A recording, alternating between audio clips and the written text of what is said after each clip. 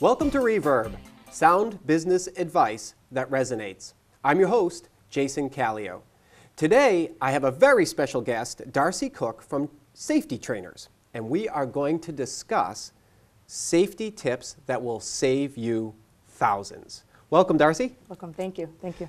So, when it comes to safety, we have to have, there are all kinds of different types of regulations, etc., no matter what your type of business is, but you might not know what those regulations are. Correct. And that's where a business like yours comes in to be able to help the business owner. Yes. So talk to us about what do we need to be looking for? Okay, so one of the things that we come across all the time is that whether you're a small business or a large business, most individuals or business owners are too busy in their life to really pay attention to the details as their business is growing. And one of the things is understanding that all businesses are regulated by some agency.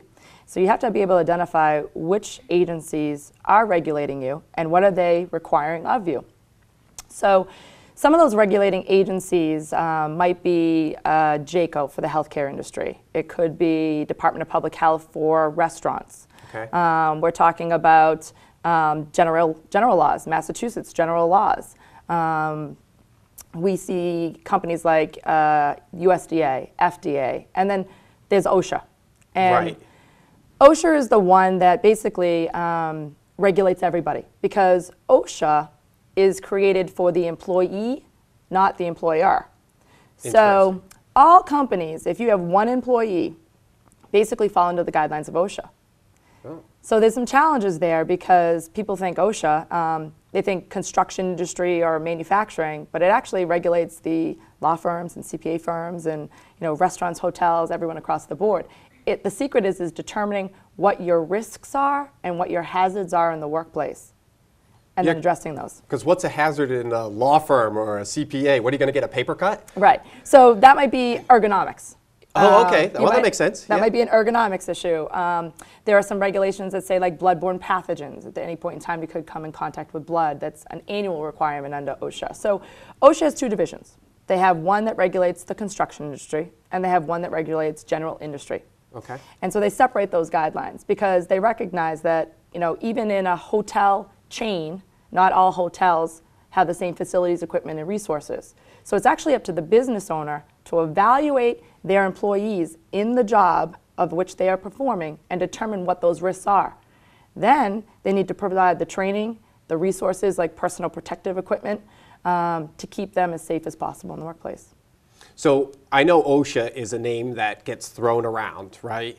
And people panic as though OSHA's coming knocking on your door. But the reality is there are only a few reasons that OSHA does come to the door. And I know you also just mentioned that it's for the employee, not the employer. So what are the things that could cause OSHA to come knocking on the door? Yeah, so the reality is a law firm, a CPA firm, we call it the administrative roles or positions. OSHA is not going to come knocking at their door. However, if they have an employee who decides to call and file a complaint, OSHA will come knocking at your door. If there's a death in the workplace, OSHA will come knocking at your door. And then there's this category listed on the OSHA website called targeted industries. OSHA functions at a federal and at a state level. So that means I would encourage our listeners to go to the OSHA website and take a look, and you can actually click on the targeted industries for 2010. It will tell you whether or not OSHA is going to come knocking at your door in 2010 and what your risks are and what you need to be looking at. And that's a guarantee? If you're on that list, they're coming? Yeah, it's a rotating audited basis. The nice thing about what OSHA is they'll get into details. We're considered Region 1. So you can actually go and look in Region 1 and see which industries they're going to target for Region 1. And they even get a specific sometimes it's telling you what towns. So if you're a granite fabricator of countertops, it will say granite fabricating silica, and then next to it it's going to say Worcester. So if you're a company functioning in that industry in the city of Worcester, you know that you're on the targeted industries for 2010. So you better have your ducks in a row. Yes. And I will share with you, I was on OSHA's site early this morning, and one of the things is they still have the 2009 list. We've been told that 2010 is about to come out. I will share that the residential building industry needs to be concerned because they're actually going to be on the 2010 list. And one of the programs that they're going to be targeting is documentation. So if OSHA does show up for any reason, they will be looking at documentation and setting fines. So documentation might be your MSDS sheets. It would be your forklift drivers doing their daily inspections and checkoff sheets. It would be all of your training logs. It would be if you're required to do an OSHA 300 log for injuries, are those forms completed? Okay. Are they completed correctly? And so you can guarantee that if they come, make sure your documentation's in order for 2010. They will be fining for that. And when the documentation, do you think that it's going to be the type of deal where they're going to come and look at your documentation? If your documentation is great, is it pretty much going to be what I'll say, and this is probably a bad term, a flyby for them? If they see the documentation, you're probably going to be in good shape, and then you'll get them out the door? Or are they coming and they're going to be digging? Well, the thing of it is OSHA is actually concerned that the documentation is in good working order and for some industries. So they look at industry standards, and if your documentation is actually too good, they're actually thinking, why is it too good? Oh, you're fudging. So they're actually coming in with different sets of eyes, and as we've been told, and they are actually going to verify to make sure that it's legitimate. And if it is legitimate, then they are going to walk out the door. If it isn't legitimate, they are going to be looking with eyes wide open. One of the things small businesses also don't realize, or large businesses, is that your rights in terms of OSHA. So if an inspector does show up and they're coming and they say to you, we've got a complaint from an employee, or you've been targeted in an audit, and these are the things that we need to check on.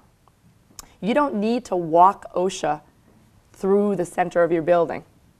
If there was a specific part of the building or specific reason that they were there, you can actually walk OSHA around the outside of your building, bring them in the door closest to that office or that space.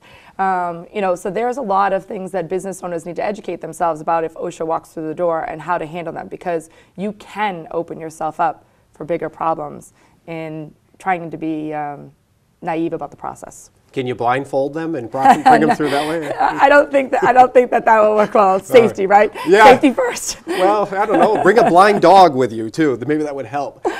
So my listeners definitely should be going to the website. So check out the website, reverbnetwork.com, and we will have links to, especially to that list, because that sounds like that will be very, very crucial that people get there. Yes. So we'll have people do that for sure. So how do we start? Like, what are some of the first steps? What's the first step we need to take? Okay, so as a business owner, the first thing you need to do is determine the hazards in the workplace. So there's a thing called job hazard analysis. Basically, every job description of your employees, whatever they do in the workplace, you should take that and go and watch them. Go down and see what they do.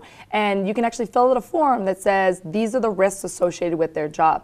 Once you determine the risk, then it's a lot easier to work to put action plans in place. Sometimes they're very cost-effective, simple things that you need to do that keep the employees safe in the workplace. And that's what OSHA is really looking for you to be doing along the way. So the first thing is look at the job description and go see what the employee is doing. Create a job hazard analysis. That's something else that you can, we'll post on the link for them to a form that they can use if when our listeners don't know where to begin with that. Right, because I guess I'm thinking, if I'm the business owner, how do I interpret what is a hazard or isn't a hazard? I mean, that would be very challenging for me. So this form will help me. It's going to help coach you through that process. Exactly. Okay. So again, go to the website, www.reverbnetwork.com, and we will provide a link for that. So please check that out. Now let me ask you one other question, because I kind of blew by that when you talked about fines. Yeah. Now, can you give me an idea, what are we talking about when it comes to a fine? Are we talking about $500, slap on the wrist, or are we talking about $10,000? You're talking about thousands. And what happens is OSHA, for the most part, yes, they're coming in and you're going to get penalties and citations if they identify things, but they're also going to give you timelines to correct things. And if it's a first-time offense versus what they call a serious, and then there's a willful.